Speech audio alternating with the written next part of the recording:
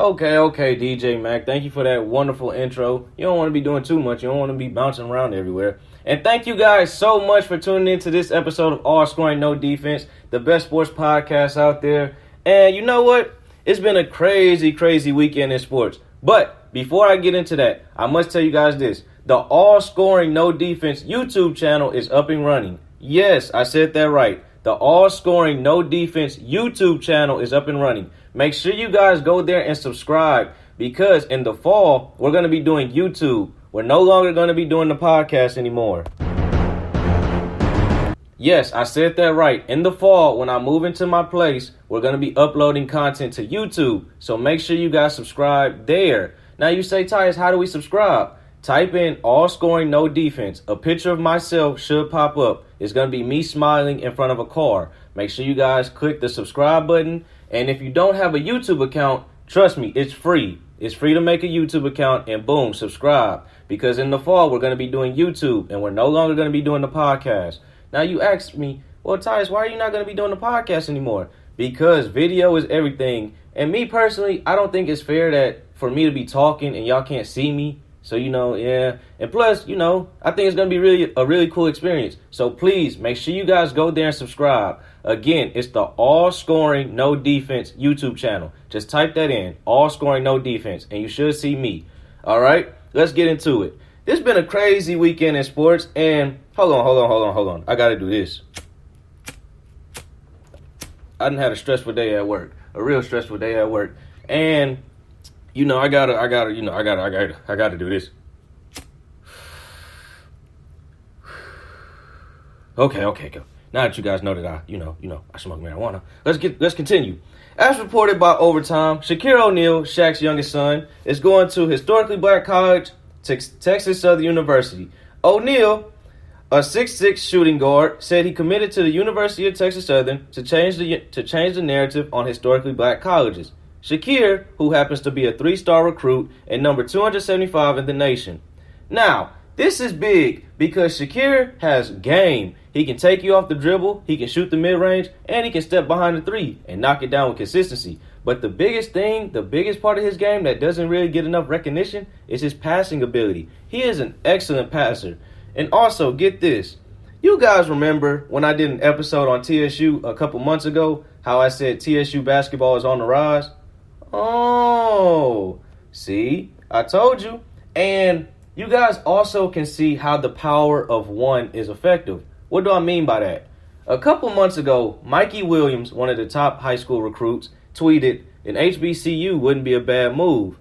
See, all you need is one. You just need one player to make that or take that step forward, and boom, because once it happens, it happens. And me, being someone who attends Texas Southern, best believe I'm going to be at all the TSU basketball games. Not like I wasn't there already. Nah, I ain't even going to lie. Me. But that's another subject for another day. And then get this. Johnny Jones, who happens to be an assistant coach under TSU basketball team, he was an assistant under Dave Brown when Shaqir O'Neal played for the LSU Tigers. Oh. And so, yeah, I think this is going to be really good because TSU has a really good basketball team. So now you have Michael Weathers alongside Jordan Gilliam and now Shaqir O'Neal. Ooh-wee. Look out, Swag, because this is going to be dangerous. But that's all for that subject. Now, stay tuned through the commercial break because I'm going to talk about why Aaron Rodgers needs to get out of Green Bay ASAP. Crowd, take it away.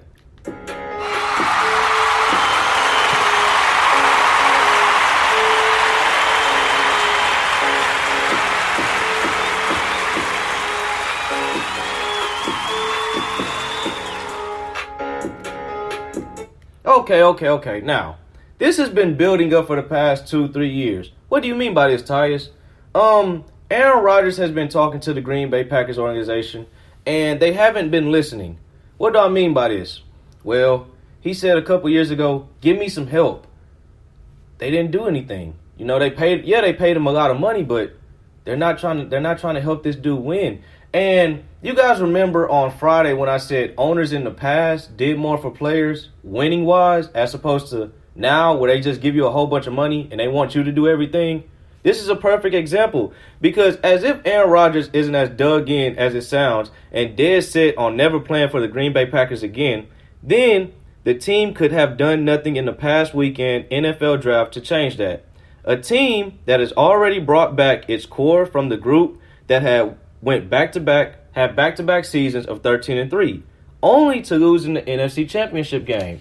Now, we can all agree that the Packers didn't address Rodgers' side of the ball. What does that mean? Offense. They didn't do anything offensively in the draft. But anyone who watched the NFC Championship game loss to the Tampa Bay Buccaneers know that the three major issues in that game were cornerback, offensive line, and game management. Especially that last one. Game management, when it's 4th and goal and you kick a field goal, come on now, it's the NFC Championship game. You got to go for that. I mean, hey. But with that, and with what the Green Bay Packers is doing to Aaron Rodgers is very disrespectful. They're basically saying, hey, man, we gave you a whole lot of money. So, translation, shut up and play football. Oh, elaborate on that point, Tyus. Well, first they drafted Jordan Love, a quarterback who, if we're being honest, Jordan Love wasn't going to do nothing with Aaron Rodgers on that team. Let's just call it like it is. And then, now just recently, they drafted a cornerback. Yes, a cornerback out of Georgia who, no. They drafted a speedy cornerback out of Georgia when this team still has Shaqir Alexander Strokes. Yeah, let me make sure I'm saying his name right. Shaqir Alexander Strokes and Kevin King on the roster. Now, Aaron Rodgers, hopefully somebody shares my podcast with him. But then there'll be a YouTube. So hopefully somebody shares this with him. Aaron Rodgers, you got to do what Russell Wilson did. Russell Wilson said, y'all don't want to give me no help? Okay, I'm going to take matters into my own hands. I'm going to tell my agent to leak this information. I want out of here. You guys don't want to listen to me? I'll go to an organization that does. And you saw what Seattle did. Look at what Seattle drafted. They got him an offensive lineman along with other pieces. Aaron, sometimes you got to take matters into your own hands. So, me personally, I'm on Aaron Rodgers' side because you shouldn't be disrespecting this man. Aaron Rodgers still has at least, if we're being honest, about 3 peak years. And they're not doing anything. He only has one dominant receiver, and that's Devontae Adams. And in the playoffs, now I'm not saying Devontae Adams didn't do anything. But in the playoffs, if they would have had another dominant receiver, who's to say that they wouldn't have won that game? But,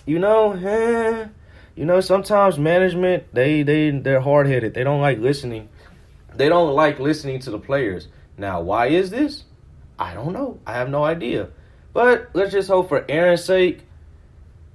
Let's hope for Aaron's sake. How do I want to say this? How do I want to word this? Hold on.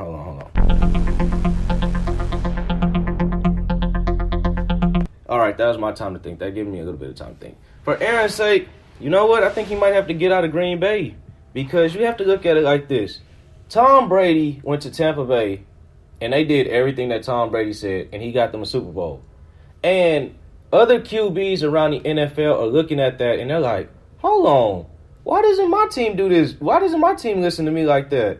And it's not like Aaron Rodgers hasn't been with the Green Bay Packers his whole career, because he has. Whereas Tom Brady just went to the Tampa Bay Buccaneers. And they're literally doing everything this man says. If Tom Brady says jump, the Tampa Bay Buccaneers going to say ha and where to. I'm glad y'all found that funny. But this is no laughing matter. Aaron Rodgers, me personally, I think you should get out of there. Get out of Green Bay. If you can, go to San Francisco. Because he's from California. And then Kyle Shanahan, along with that defense, when healthy, woo-wee.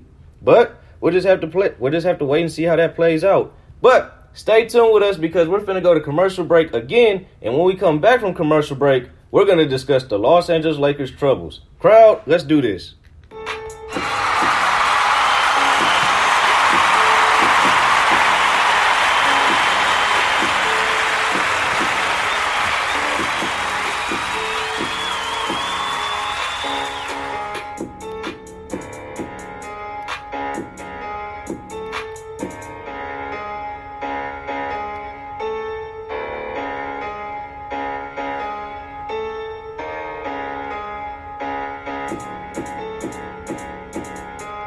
Okay, I'm back. Now, the Los Angeles Lakers lost their third game in a row Sunday falling to the Toronto Raptors 121-114. As a result, they're now in a three-game tie with the Dallas Mavericks and Portland Trail Blazers, which puts them in serious jeopardy of winding up in the NBA's play-in tournament, which I'm not a fan of, and neither is this person that we're finna bring on for like 2 seconds. He's not a fan of it either, and I agree with him. Neither is Luka Doncic. But this Lakers team, has been struggling mightily since LeBron James and Anthony Davis got hurt. Which that's gonna happen because LeBron James and Anthony Davis are the Lakers' best two players. And then Dennis Schroeder, he's gonna be out for an extended period of time with an injury as well. So I understand that, but this team needs to snap out of whatever slump they're in because they're 1-5 since Anthony Davis returned, and they're 0-2 with LeBron. Ooh, that's kind of like, when I say that, that don't even sound right coming off my tongue. They're 0-2 with LeBron? When was the last time a team been on a losing streak with LeBron James? But it happened.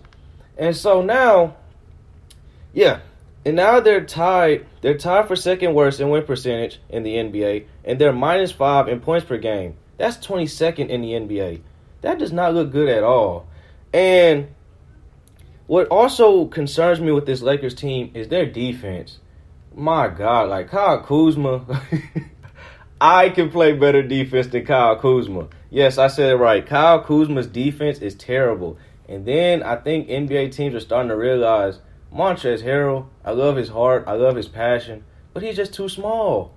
For real. Not LeBron.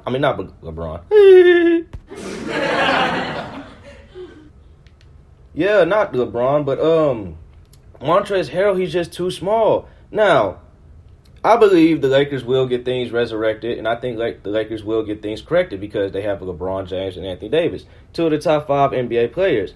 But they need to do this ASAP. And as far as what LeBron James had to say about the NBA's play-in tournament, I kind of agree with him because LeBron James, whatever he says 9 times out of 10 is usually correct. But now, we have it. Hold on. We have it. We have the audio. Do we have the audio? I think we do.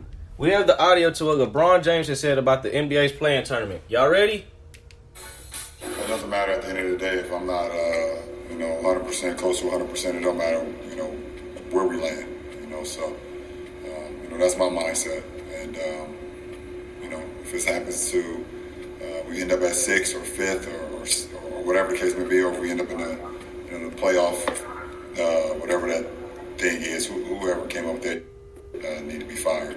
But whatever. LeBron, I totally agree with you, bro. Because see, even LeBron James, the best player in basketball, came out and said the play-in tournament is bad. Luka Doncic, the star point guard for the Dallas Mavericks, he feels that same way.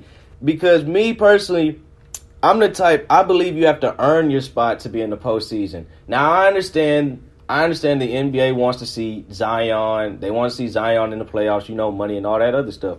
But let's be honest. If the Pelicans do happen to go to the playoffs, do we honestly believe that they'll win a game? No, not at all. And you know what this kind of reminds me of? You remember when Damian Lillard said, I'm not going to the bubble unless you guys give me a chance to, or give me something to play for? Oh, well then they threw in this play-in tournament, that mess.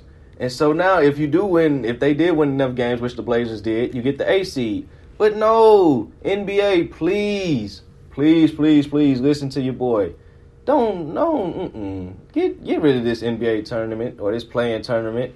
But I don't think they will. So we'll just have to wait and see how this all plays out because that's all for this episode. Thank you guys so much for listening. If you're new to the podcast, make sure you subscribe to the YouTube channel, All Scoring No Defense, because I'll be making new episodes there every Monday, Wednesday, and Friday. I try to no later than 5, but I am a college student. Now,